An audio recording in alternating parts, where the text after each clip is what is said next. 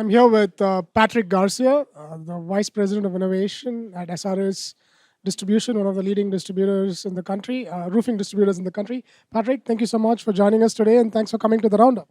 Welcome, Karthik. Really appreciate your invite here, especially asking me to speak as well. So, Awesome. Thank you, and thank you for driving down from Dallas. I'm sure the ride was fun because you drove on a Tesla. back to Tesla headquarters. No, it's been a wonderful drive. I love Austin. I love going here every chance I can get. So, great venue, great choice for the gathering. So, thanks for the invite. Awesome. I know you're going to be talking about innovation and more in your session, but I just wanted to get a teaser in terms of how, I mean, SRS is amazing. I was at your corporate office, I've been there many times. You guys also recently moved offices. Just being there at that location gets you a lot of energy. Can you talk about how you guys innovate at SRS? Well, it's a strategic decision by the organization to put technology. I wouldn't say in the forefront, but key part of the strategy for the organization. The company's grown fast into three different verticals successfully. So the leadership's phenomenal, the culture's phenomenal, and it's amazing to see a company that's really invested, and it's not some side project. It truly is. And as you've been in our corporate headquarters, we have our own innovation lab. Our leaders and our team members really push us to put technology and to really advance the industry. Awesome. I vividly remember our first meeting, the first time I met you, and you were very, very passionate about strategy, and you were new to SRS. I think it was like 5 years ago, and there was a whiteboard in your office. You were just drawing down and how these pieces were all going to connect together. I was like, wow, all this is amazing, but how are they really going to execute? I mean, honestly, that was what I was thinking. I really loved your thought process, your passion, and that's something I really love, right? Because you really bring the passion to the team and to the table. But then I really asked the question then. I didn't ask you, hey, Patrick, all this is great, but how are you going to execute? But then 5 years down the line, you guys have done a phenomenal job. And can you talk us through that process and how you manage teams and some advice for others? you know to that term passion, I think that's the one thing that my team and I resonate well with when it comes to what we're trying to do for the customer. We want to create that differentiated experience.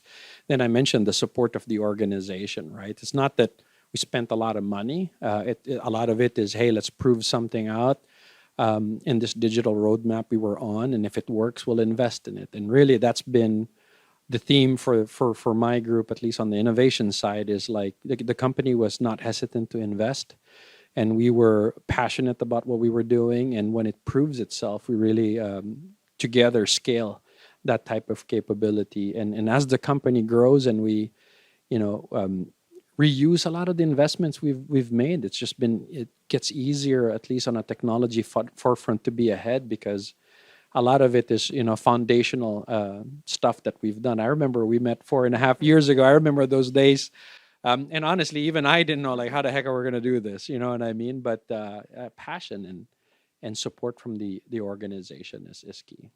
Awesome, and thanks so much for being a DC Cap customer. We enjoy working with your team, and we also learn a lot from you guys.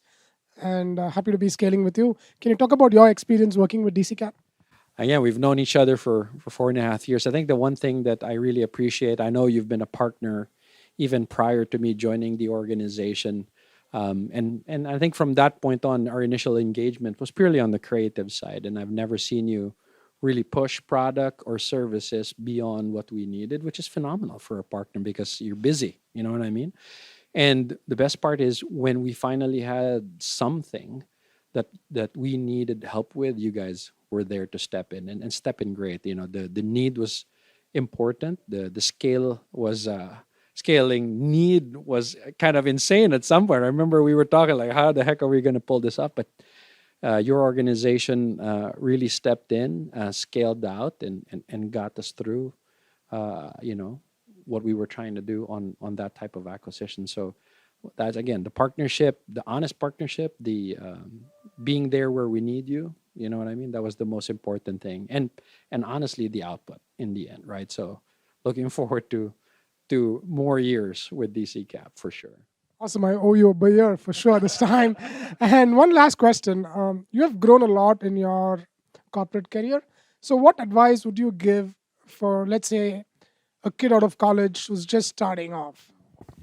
I'll quote my mentor on this. I read, he gave me a book, and I remember this line. He'd always tell me, you know, your your um, your um, your knowledge of technology is your price of admission, but it's how you grow the business that defines your career. So the challenge sometimes in IT is you could be great when it comes to technology, but if you can't articulate or can't influence or you can't pinpoint your impact to the growth of the organization, from a career perspective, sometimes you get to stagnate. So always think and consider that you know, when you get into an organization, you interview well, you know the technology, that's just the price of admission.